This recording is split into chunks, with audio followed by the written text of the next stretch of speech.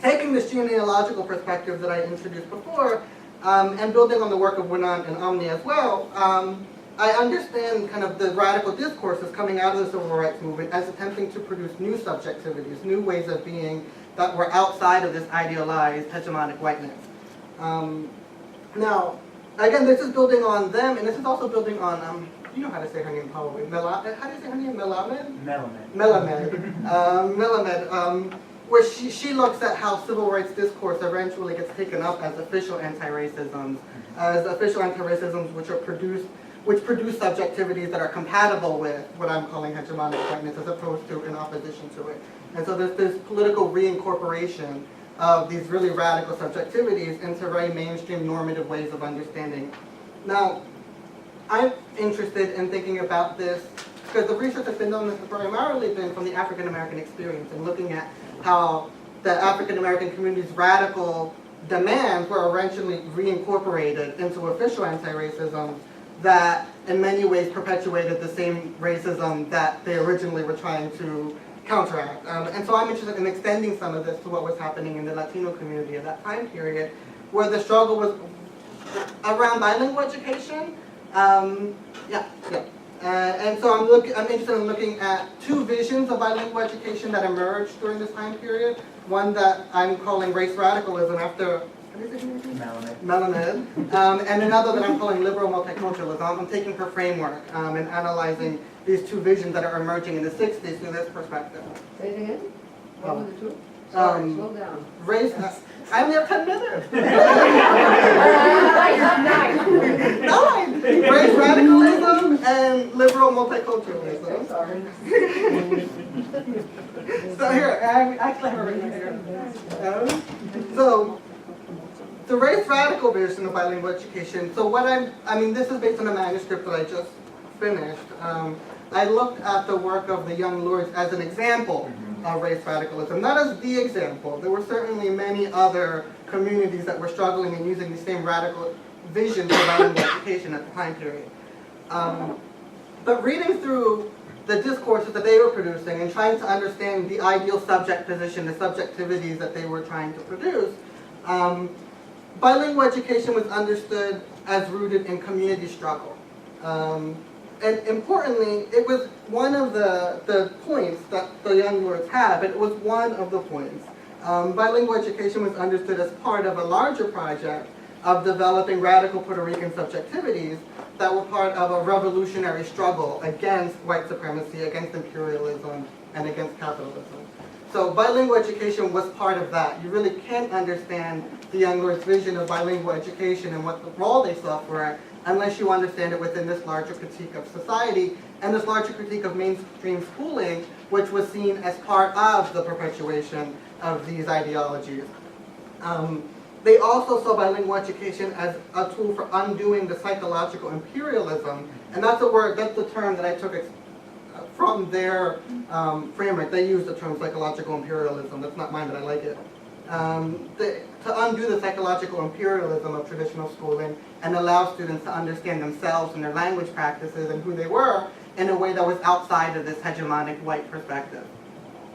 Now, while this was happening in the 60s, there was also something else that was happening. What I'm calling the liberal multicultural vision of bilingual education.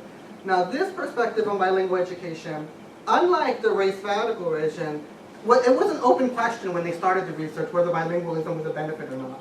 Young Lords knew it was a benefit. It was something that was part of their community and it was part of their struggle. The cognitive perspective, they were like, we don't know. Maybe it makes you smarter, maybe it makes you dumber. We don't know yet. And so the research emerged in Canada first, and it's rooted in the cognitive research, and that was done among Canadian Anglophone middle-class children who were learning French. And so what happened was that we had people in Canada doing this cognitive research, and they found, oh, actually, people who are bilingual are smarter. They have a cognitive advantage. I mean, for 100 years before that, they were saying we were dumber. Now they decided that we were smarter. But what they did was define bilingualism in a very narrow way. So they had 364 participants in the study.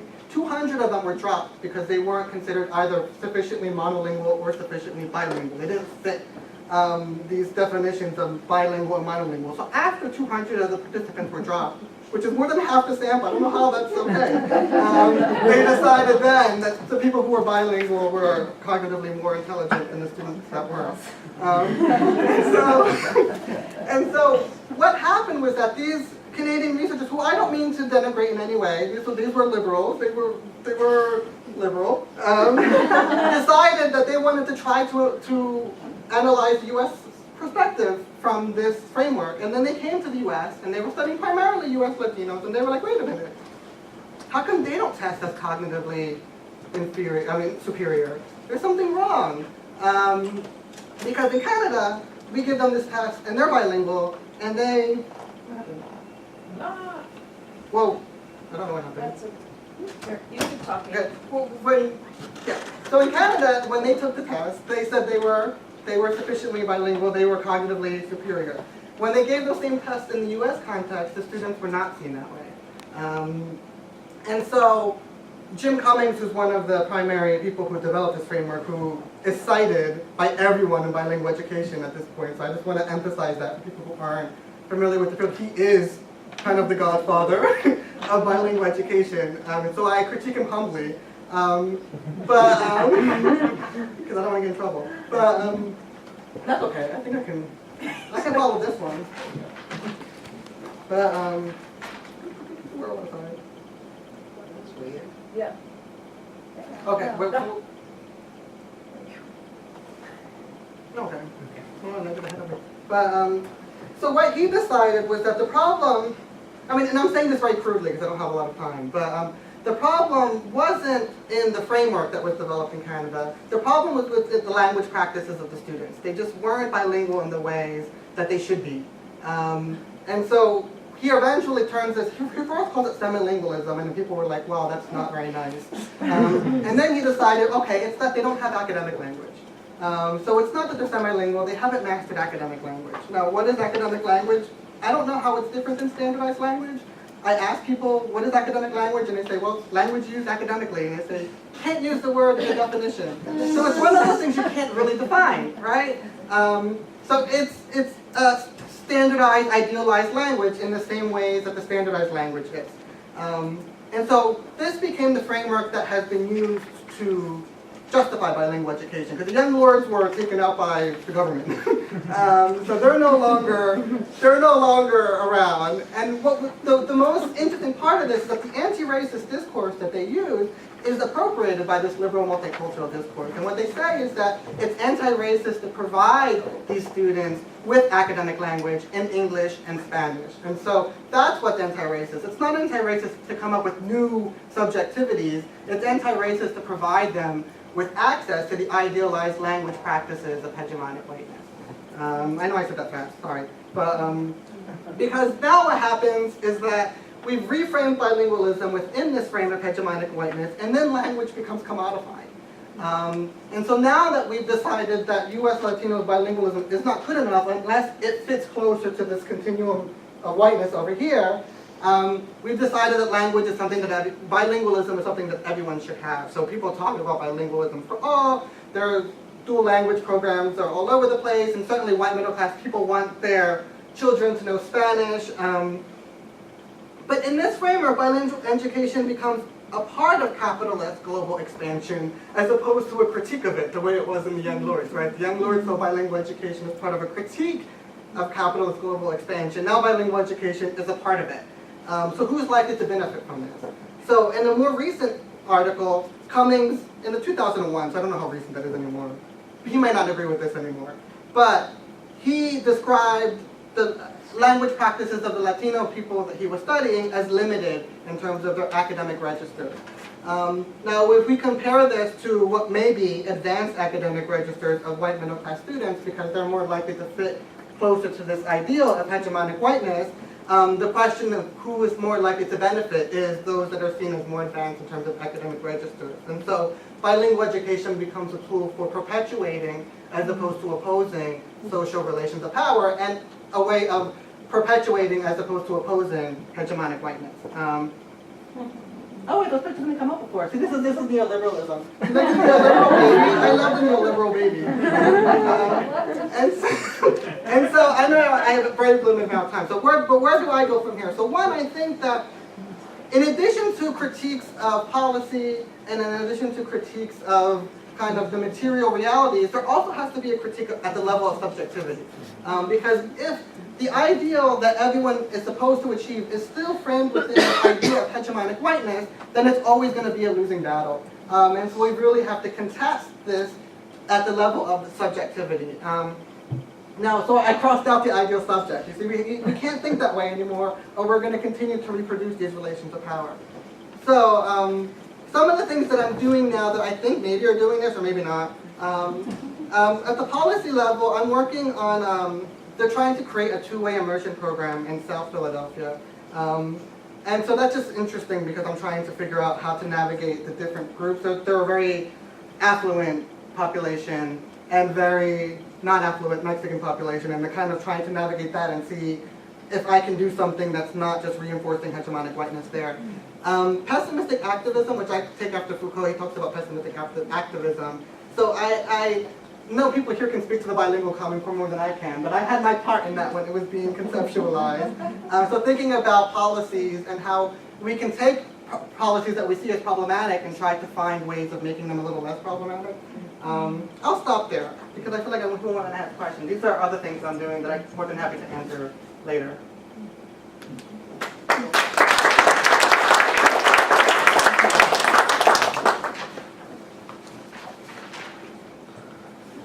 I live in a predominantly Spanish neighborhood, and I noticed the people speak the language so fast.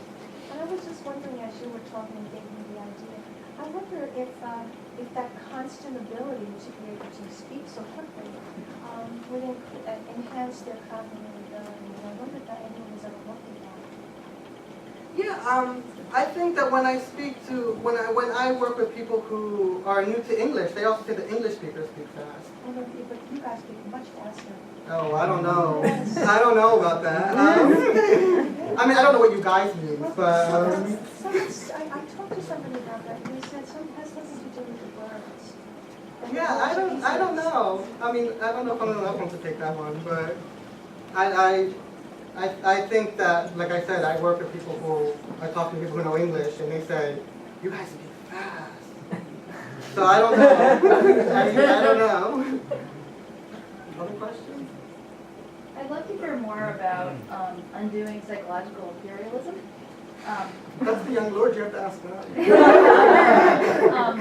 Like what, when they use that term, like what did they mean? What did that mean?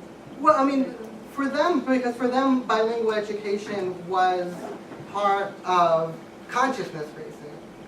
So it was part of helping people become aware of the circumstances that they were living in, and the ways that they had been psychologically damaged by the mainstream schooling. I mean, it's really interesting to read their stuff because most people don't talk that way anymore. So it's really been something that's been lost to what I'm calling this liberal multicultural perspective, which is safer for people. I mean, there were some points where they were talking about armed struggle. People don't talk about armed struggle anymore. They go to jail, right? But just reading their stuff is fascinating because it gave me more of a sense of how radical the subjectivity people were actually trying to produce were. Which is not something that I learned when I learned about the civil rights movement in school, right? We learned about I Have a Dream, which in and of itself could have been something very radical, but is not understood that way when they teach it, right? And that's a term from the United Psychological imperialism, yeah. So you should cite them, you shouldn't cite me.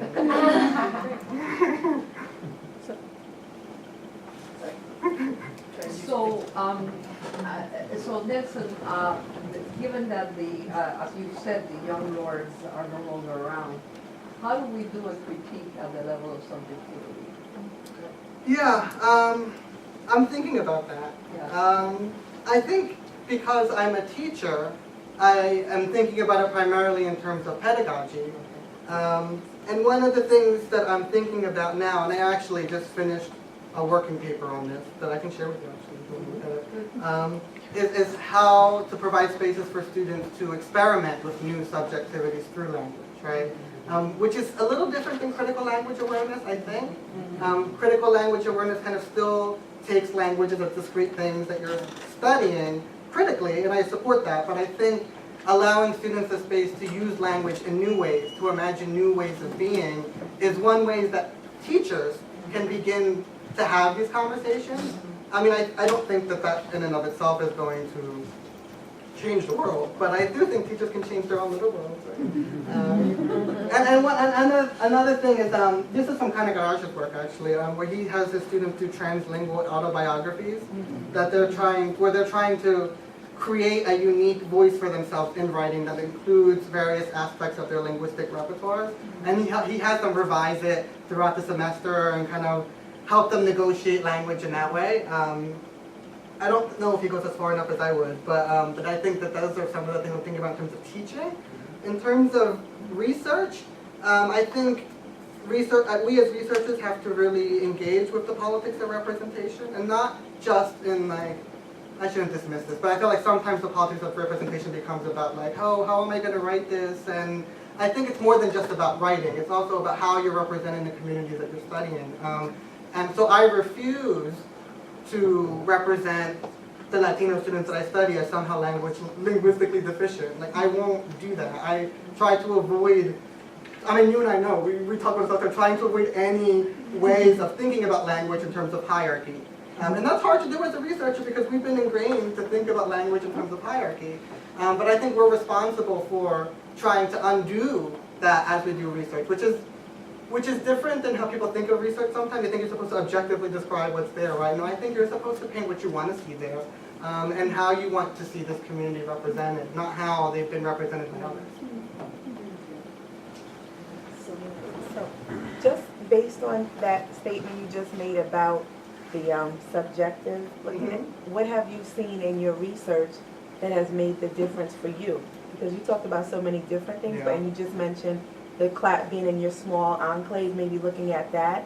How do you feel like that has changed your perception or how you look at the work, or maybe how others will now look at the work?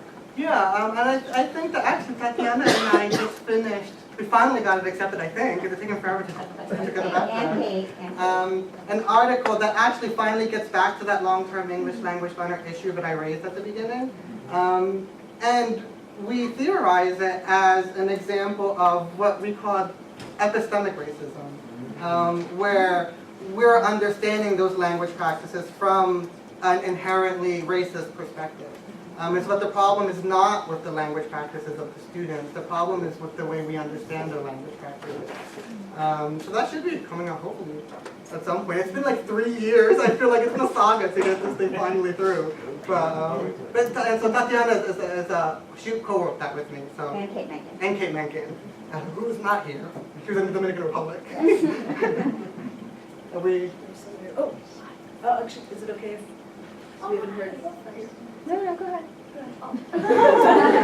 Just I'm wondering if you could touch a little bit on the new positioning of bilingual education as part of this capitalist global expansion, in, as different from the psychological imperialism and that sort of positioning. And is this more of a top-down, sort of institutionalized approach, or how is? Yeah, I mean, I don't think it's, I think one of the mistakes that I made in the dissertation that I'm thinking is that I talked about the nation state and neoliberalism as kind of separate, although I kind of acknowledge that they were related. So I don't think that the commodification of bilingual education means that psychological imperialism still doesn't happen, right? And coming from a more nation state perspective. But I think what has happened, because one of the cautions that I always have with neoliberalism is I think sometimes when we use the term, we use it to critique things that we don't like. And sometimes I think we have to use it to critique the things that we do like, right? And so I support bilingual education, but the way that it's being framed through this neoliberal lens is problematic. And so I think that what's going to happen is if we continue to understand bilingual education just that way, it's going to get a lot of well-meaning white people to have their children learn Spanish, and they're really going to take the jobs that used to go to U.S. Latinos. And I think something to think about in terms of education is that really the only reason Latino teachers were ever allowed into New York City schools was when they opened the bilingual programs. So now, if we're opening this up as a commodity for everyone to take, who is going to take those positions? I don't know the answer to that, but if we keep thinking of it in terms of this commodity way, as opposed to in other ways that we can understand language capacities, I think it's going to be the white people who benefit most from that. We're gonna bring our other folks back up here. Jean.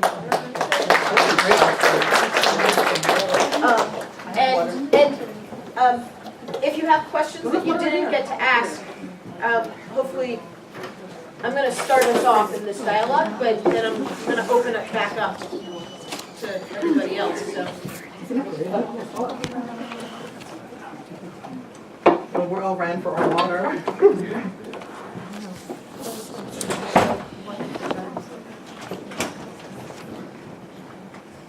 So in some ways, Danny pointed out it was really nice that the chairs move because we actually want you to talk to each other a little bit. You're wrong. So let's go closer, yeah. So first of all, thank you all so much for being here again and joining us and for this first lecture of the series this year. I have so many questions, and I'm trying to figure out how to, I'm only going to ask, I think, two, and then I want to open it back up, maybe even just one, but I want to make sure that we can bring more voices from out here back in the conversation. I think one of the things that this thread of liberalism keeps coming up, and it seems to have come up in all of these stories, and in particular liberalism in terms of like racialization and how those weave together in ways we may not even realize. So then I'm also thinking about, from the perspective of your positions as researchers, what you think about and how you think about in terms of what you yourself are bringing to that process and content. Your own perspectives of wording, living, growing up, studying in our society, and how that fits with those ideas of liberalism and the racialization that's all woven together.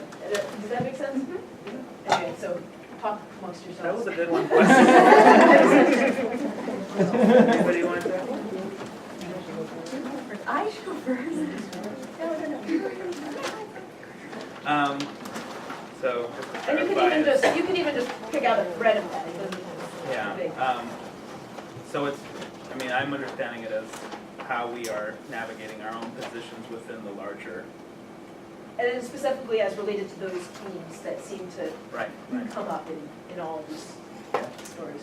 Well, I think for me, and I hope it came out clearly in my presentation, is I very much think about, you know, for lack of a better word, these hybrid kind of identities where thinking about how my scholar, activist, educator, racialized body, straight person, identity, you know, hot mess, operates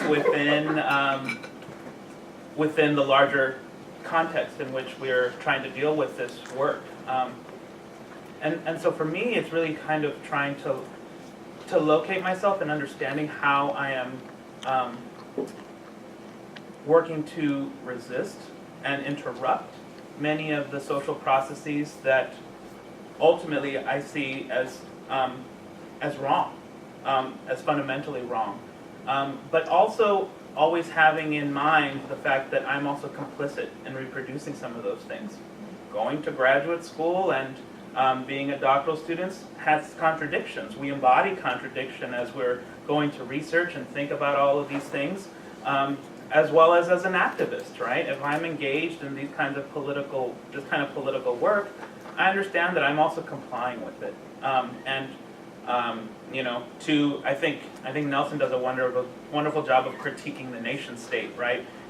Whereas I'm more of like, I'm an anti-statist, which requires me to actually presume that the state exists, right? So I'm going to go and attack it. But that involves actually recognizing it in a way that, not to say that nothing doesn't recognize it, but that, it creates all this kind of haywire kind of thinking, but a productive kind of thinking, I think. And it's what allows me, it both motivates me to think about these things, but then informs the way I view and try to work through those things on a day-to-day basis and with my research. Did I answer it? So I come at the kind of the liberalism piece, I think. So I just briefly went to 11 schools growing up. I was always the new kid, moving from places like Florida to Fort Worth, Texas. And so there are these kind of, I think that's how I come at the ethnography, that I really feel like I have a visceral sense as an ethnographer of where you see good practice, where you find those sites of opportunity, and when something's going wrong, or when there's going to be oxygen sucked out of a room, wanting to really analyze what are the pieces of that. And so I came at the liberalism from a piece of like, what's the difference between what we say and what we do? And so starting with the doing as an ethnographer and observing that, and then looking at the discourses that lay on top of that. So other work that I've done, for example, looks at the international schools where I was a teacher, that are really amazing spaces, not perfect, but wonderful sites of possibility for immigrant youth, and looking at how they were constrained by NCLB. Another policy of concern, I would argue, that claims to want to foster the achievement of students, but as we've all seen, really compromises, kind of sucks the oxygen out of the room. So I would say that my own work as an ethnographer is really driven. I mean, we're all driven. I think the important thing is to find that thing in your gut that makes you find the work of your heart, that really makes you want to keep doing it. And that, I think, as we've all found, is comes out of our history and out of our experiences in different spaces.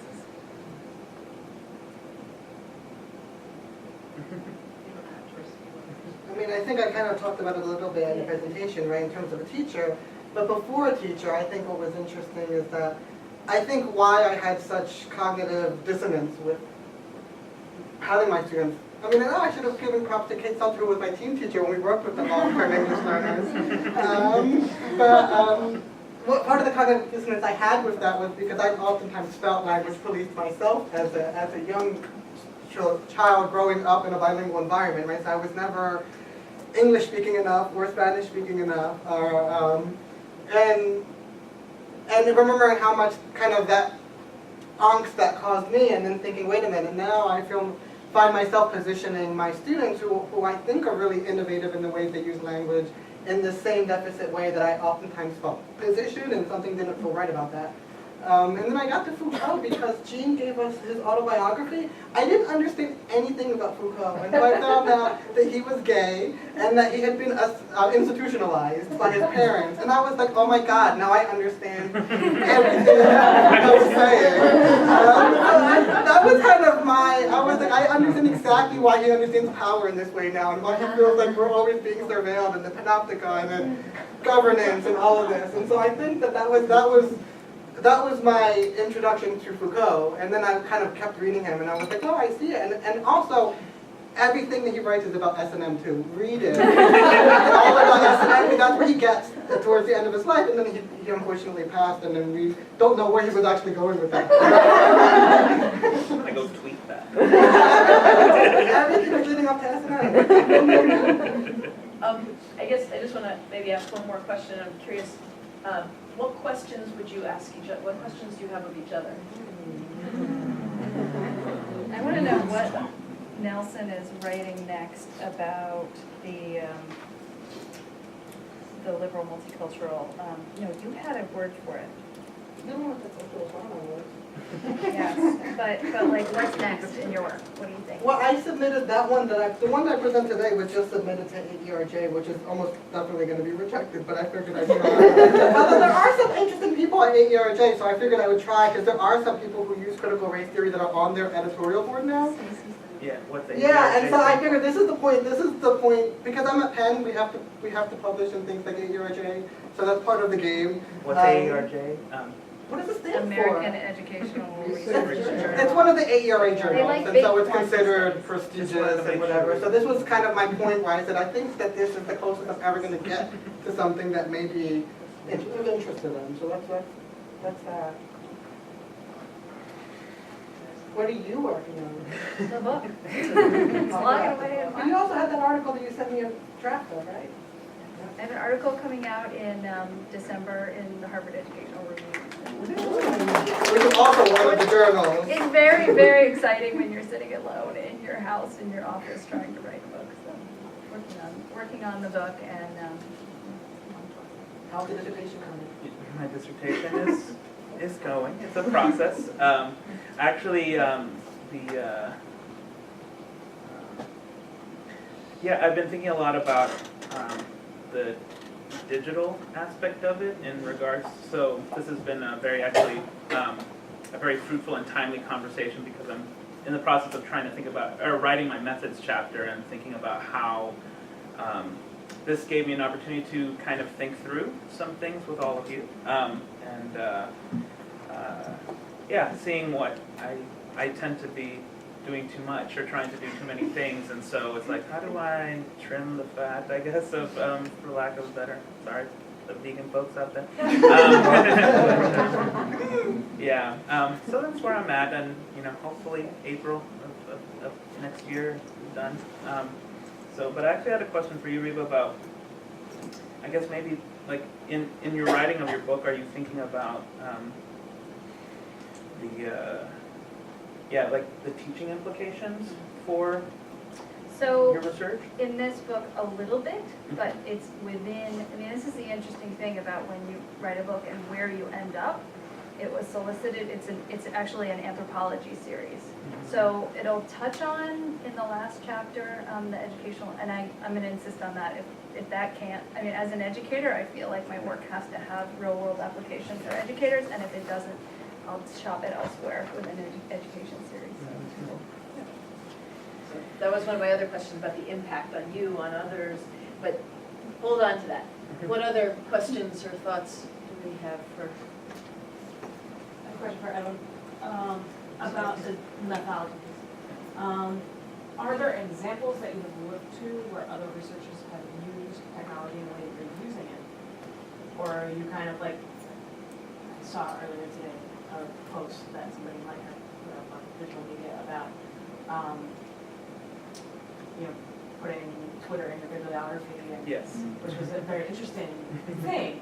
But I hadn't even, when I was looking at it, I was like, I hadn't even thought about any of that, and who else has done this, or how did they come up with the, Yeah, so I would say that, it wasn't an APA, that's.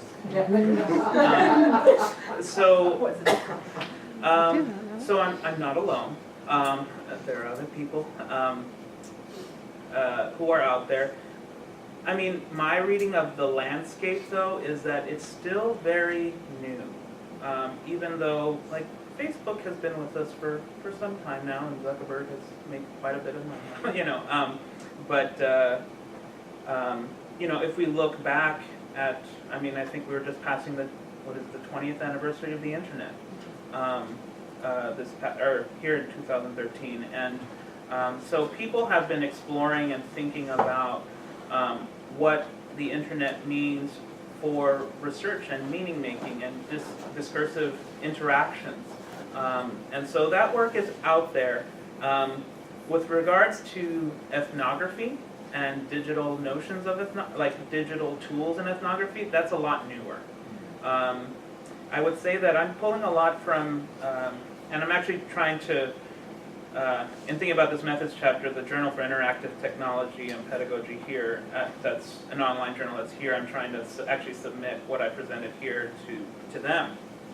And Murphy, Dijat Murthy, who I'm drawing from him from a 2008 article that is a very kind of simple, concise article that actually really lays out some of the different potentials and also the limits, because it's very clear that digital divides continue to exist and persist, and so along notions of race, class, gender, disability, language, English being the dominant discourse, although in the Twitter world, Spanish is the second language, the second most used language in the Twitter sphere, right? So thinking about how all those things, so it's out there, but I would say the only other part is that the digital humanities have kind of taken up the charge in a way that maybe I'm working with others and trying to like get a digital social science kind of voice out there, because I think, I love the humanities folks, but they can't own it all. So, trying to engage with them and think about that. So my question is for Nelson. I'm going to try to organize this as best as I can. But so I'm thinking about the spectrum of whiteness and how that applies, one, within the Latino community, and two, with other bilinguals, and whether or not that impacts our perception of cognitive ability. I'm not sure I understand what you're getting at. So I'm just really curious about, so this Canadian study looking at Latinos here, but yet I feel, I've been in teaching environments where teachers who are bilingual but who grew up in Argentina are perceived very differently than a teacher that grew up in Mexico or Nicaragua, Ecuador, and just like what role does the spectrum of whiteness also play into the Latino community when we're talking about bilingualism? That's a good point. So I think, I certainly didn't answer that here. And I think what you're getting at seems to me maybe thinking about this whiteness from a global perspective, right? And thinking about who has access to those privileged global networks. Because the idea that some people are global and others aren't, I think, is something that we need to rethink. I think that we're all global in some ways, right? It's that some people have access to privileged global networks. And so, for example, a migrant who crosses the border is certainly global, right? They are connected to globalization. They're being pushed to the United States because of globalizing political economies.